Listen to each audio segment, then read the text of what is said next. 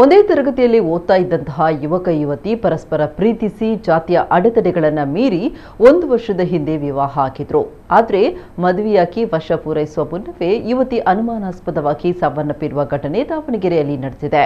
19 ವರ್ಷದ ಅಮೂಲ್ಯ ಹಾಗೂ ಧನುಷ್ ಪರಸ್ಪರ ಪ್ರೀತಿಸಿ ಕುಟುಂಬಗಳ ವಿರೋಧದ ನಡುವೆಯೂ ಪೊಲೀಸ್ ಭದ್ರತೆಯಲ್ಲಿ ವಿವಾಹ ಆಗಿದ್ರು.